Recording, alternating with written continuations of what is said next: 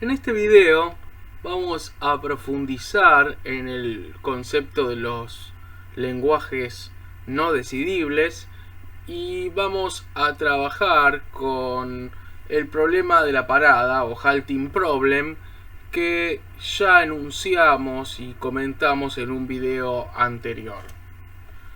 Para hacer eso, primero vamos a hacer uso de otro modelo computacional, también basado en una máquina de Turing, conocido como máquina de Turing universal.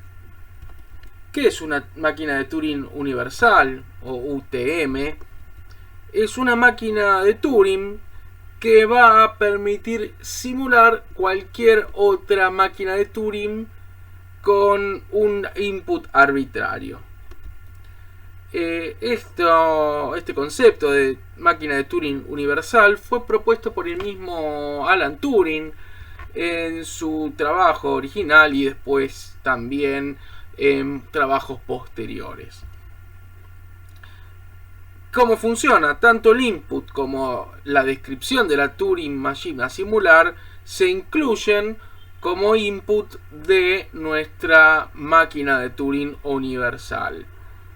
Y es muy interesante porque este concepto que hizo antes de que se inventen las primeras computadoras modernas fue considerado por muchos como el origen de la idea del programa almacenado dentro de la computadora que después utilizó von Neumann para su modelo de computadora. Entonces finalmente nuestro problema de decisión se transforma en ¿es decidible si una máquina de Turing acepta un input determinado? Y eso es lo que nos lleva a nuestro problema de la parada.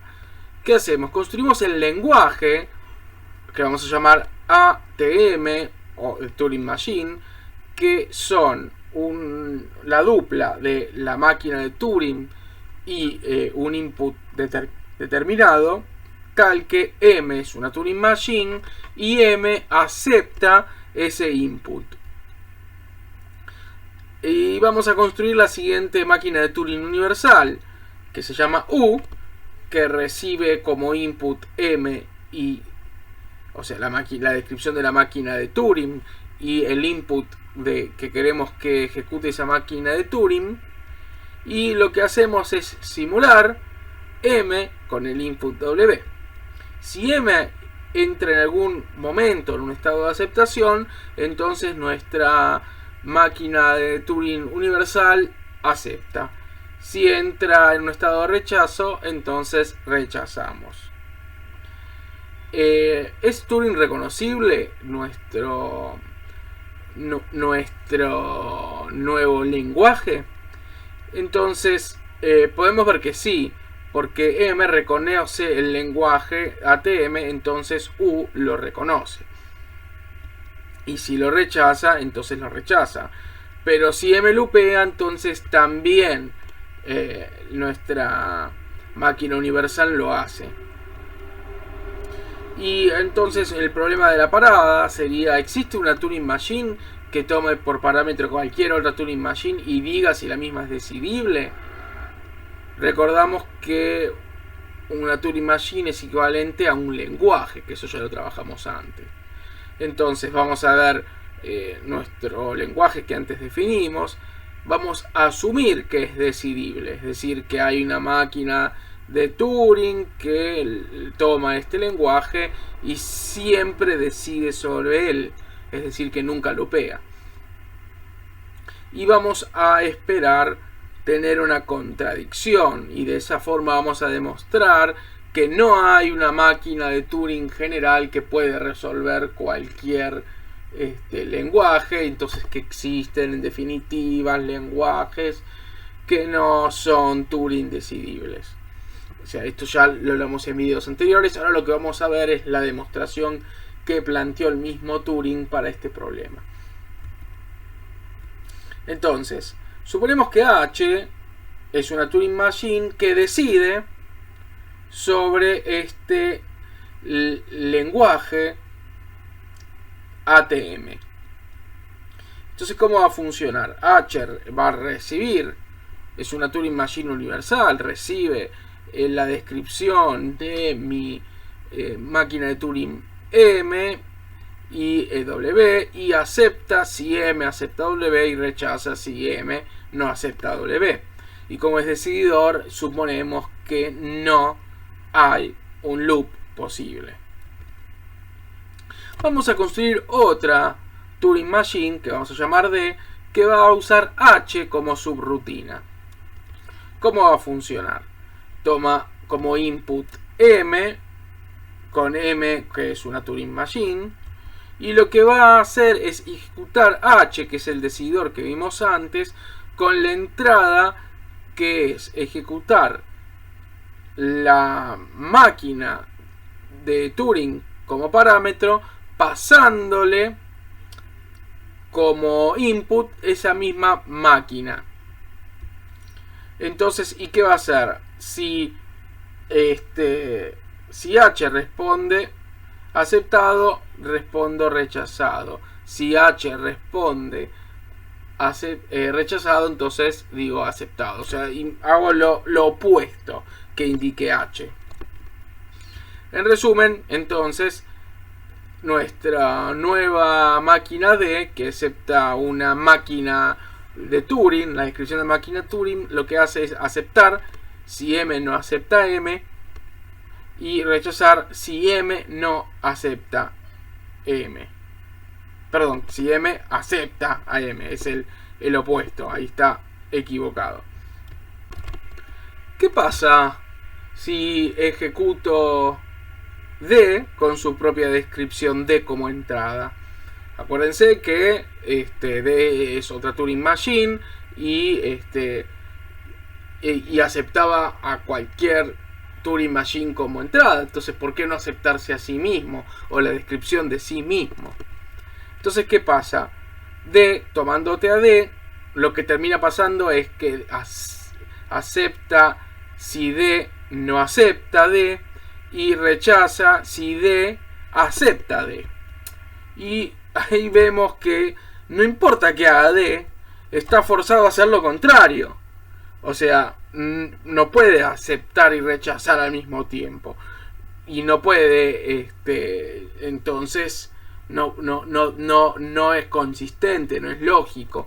Y por lo tanto esto genera una contradicción. Y por lo tanto, en definitiva, no puede existir ni una máquina D ni una máquina H decididora como se planteó por que sea decididor, porque al partir de esa hipótesis vemos que nos genera una cosa absurda.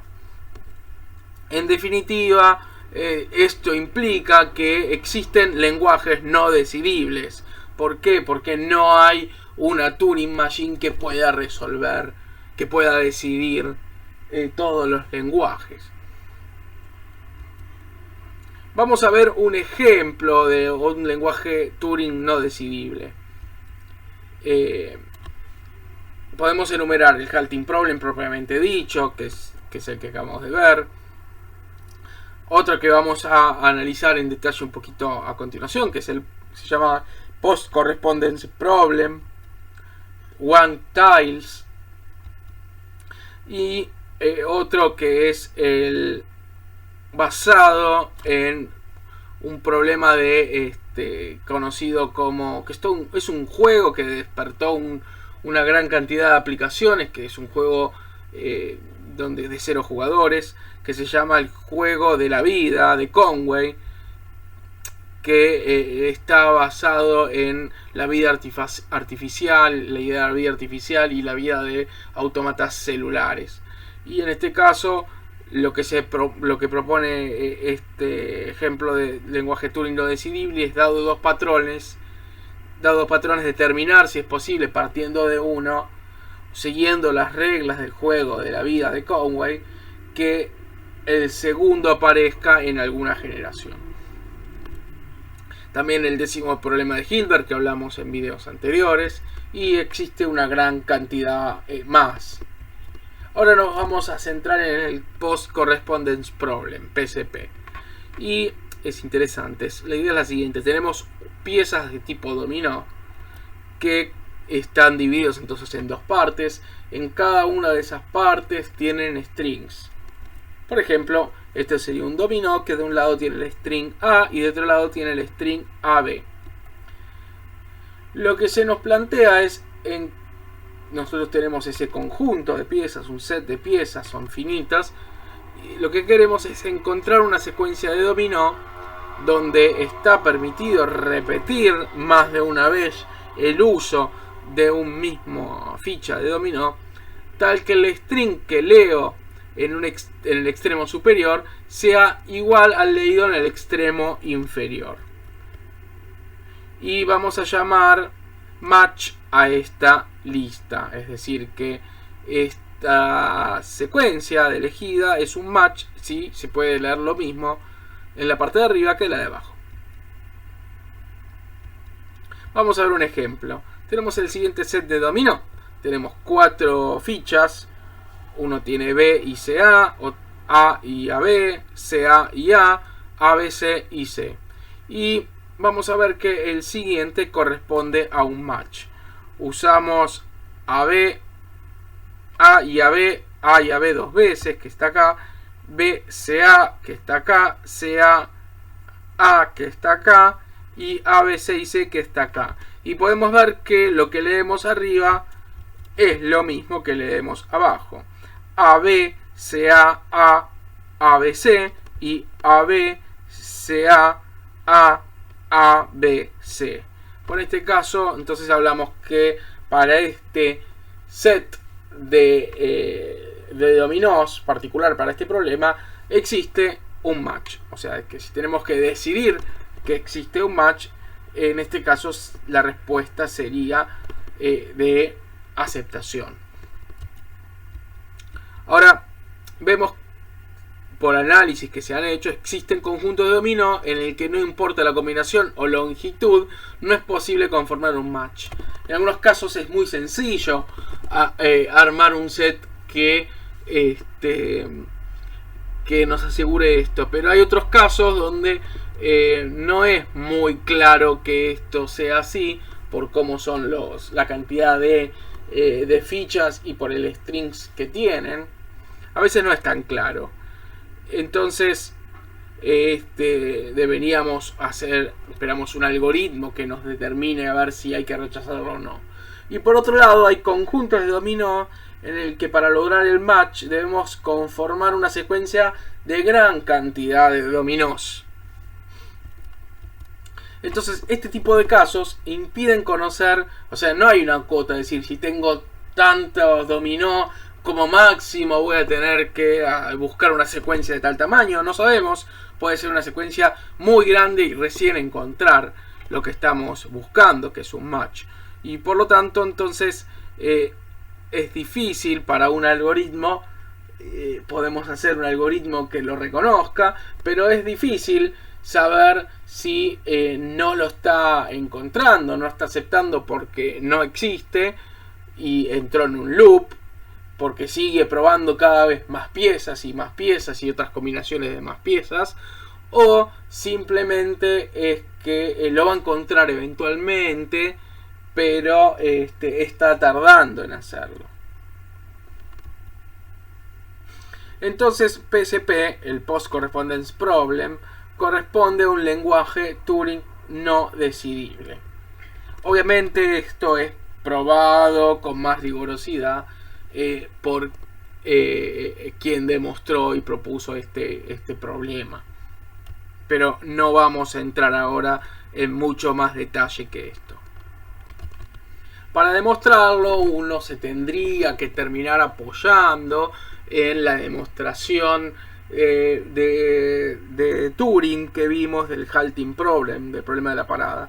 Ese tipo de problema se conoce como de diagonalización y es un método de demostración que fue utilizado por Cantor, un matemático también bastante influyente e incomprendido en su momento.